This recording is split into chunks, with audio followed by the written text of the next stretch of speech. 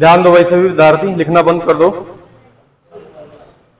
ये framing question का topic चल रहा है, ठीक है ना। जैसे कि हम बोलते हैं ना रतन प्रबालास, सुनाया आपने नाम कभी ना, बास फाड़ी रतन प्रबालास सुना है ना। तो कहने का मतलब चाहे हम रतनपुरा में जाएं चाहे बालास में जाएं, लेकिन हम बोलेंगे रतनपुरा बालास जा रहा हूं। आ रही है बात समझ में। इसी प्रकार से रतनपुरा अलग है, बालास अलग है ना। अब यहां पे बोला तो एक जगह गया है कि फ्रेमिंग क्वेश्चन टैग क्वेश्चन, हालांकि फ्रेमिंग क्वेश्चन अलग है और टैग क्वेश्चन, ठीक है ना। तो हम कौन सा टॉपिक पढ़ रहे हैं? फ्रेमिंग क्वेश्चन का, ठीक है। फ्रेमिंग क्वेश्चन का आज हमारा कंप्लीट हो जाएगा, उसके बाद हम टैग क्वेश्चन स्टार्ट करेंगे। तो टैग क्वेश्चन शायद कल ही कंप्लीट हो जाए, है ना, क्योंकि आज तो हमारे कंप्लीट बोर्ड हो गया, बाकी आज ही हो जाता है, उसमें समझाने का कुछ विशेष नहीं है।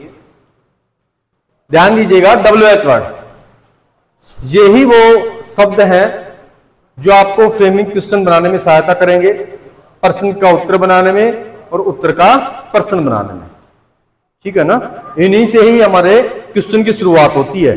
ये शायद 11-12 शब्द हैं, 12 शब्द हैं, है ना। 1 2 3 4 5 6 7 8 9 10 11 12 है। WH वर्ड कितने होते हैं? 12, ठीक है ना। अब इनके बारे में हमें जानना समझना बेहद जरूरी है। अगर इन 12 के बारे में आप अच्छे से समझ गए तो ये मान लो कि आपको क्वेश्चन का आंसर देने में कहीं समस्या ही नहीं है, ठीक है ना। पहले इसी से रिलेटेड टॉपिक आता था रिलेटिव प्रोनाउंस, है ना, शायद पढ़ा भी होगा आपने। वो 10th क्लास में हटा दिया गया है पिछली सत्र, और उसकी जगह कौन सा टॉपिक जोड़ दिया? ये फ्रेमिंग क्वेश्चन टैग क्वेश्चन, ठीक है। रिलेटिव प्रोनाउंस हटा दिया, अर्थात रिलेटिव प्रोनाउंस में भी ये शब्द हमें पढ़ने पड़ते थे, ठीक है ना। तो ध्यान से समझिएगा, हु, हुज, हुम, देखिएगा, जैसे कि आई, माई, मी। आई किसके लिए? सब्जेक्ट के लिए, माई पॉजिटिव के लिए अर्थात संबंध कारक है ना, और मी किसके लिए? ऑब्जेक्टिव के लिए, है ना। उसी प्रकार से ये भी हमारे इसी रूप में काम कर रहे हैं। हु सब्जेक्ट के लिए, हुज पॉजिटिव के लिए और होम ऑब्जेक्ट के लिए। देखिएगा, हु का मतलब मीनिंग जो इसकी होती है, हु का मतलब कौन, किसे, किसने, किसको, ठीक है ना। अब यहां पर सब्जेक्ट यानी कर्ता की भांति व्यक्ति, कर्ता के भांति व्यक्ति, व्यक्ति में एनीवन कोई भी व्यक्ति आ सकता है, आ रही बात समझ में, या व्यक्तियों के लिए, एक ही बात है, व्यक्ति हो या व्यक्तियों के लिए। जैसे कि फॉर एग्जाम्पल यहां पर व्यक्ति जैसे कि राम आ गया, तो हम उसकी जगह क्या लिख देंगे? हु। सब्जेक्ट की जगह क्या लिखेंगे हम? हु। जैसे हम कहें कि राम जयपुर जा रहा है, तो हम कहें कि कौन जयपुर जा रहा है? राम जा रहा है ना। तो कौन जो शब्द है वो किसके लिए यूज हुआ है? सब्जेक्ट के लिए। तो यहां पे ये बताया है कि सब्जेक्ट की भांति काम करता है, ठीक है ना। और ऑब्जेक्ट की भांति कौन सा काम करता है? हूम। हालांकि इसमें लिखवाना हमें उचित नहीं था, लेकिन समझने की दृष्टि से हमने लिखवा दिया कि सब्जेक्ट के रूप में तो हु का प्रयोग और ऑब्जेक्ट के रूप में हुम का प्रयोग, ठीक है। उसके बाद में हुज, किसका, किसकी, किसके, संबंध बता रहा है ना, किसका लड़का है, संबंध है ना, फलाने के लड़का है, किसकी लड़की है ना।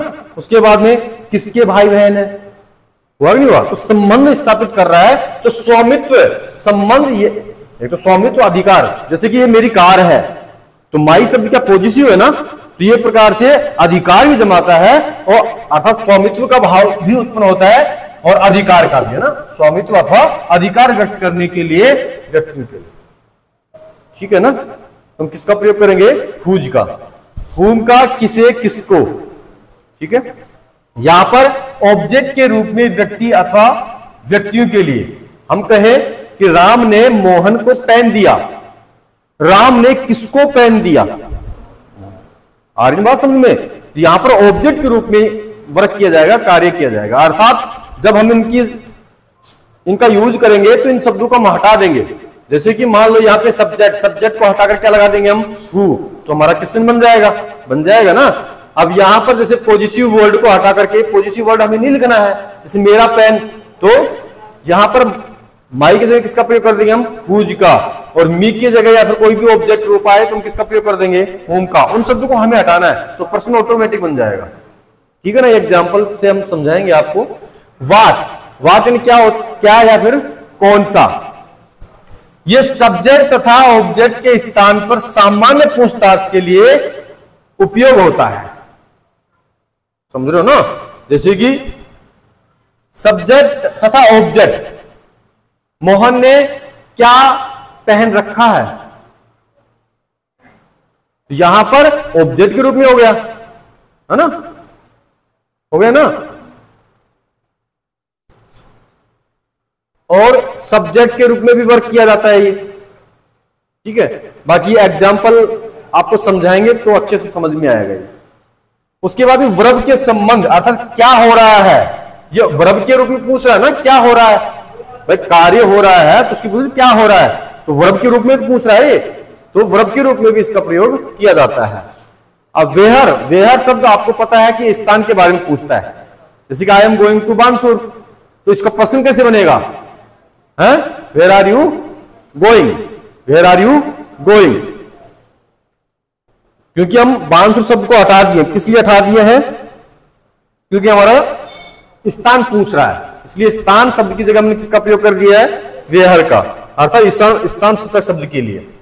वेहन कब, यानी समय सूचक शब्द के लिए, यानी आप कब घर जाते हो, कब पढ़ाई करते हो, कब सोते हो, समय पूछ रहा है ना, तो उन समय सूचक शब्दों को हटा करके वेहन का प्रयोग कर देंगे तो हमारा प्रश्न बन जाएगा।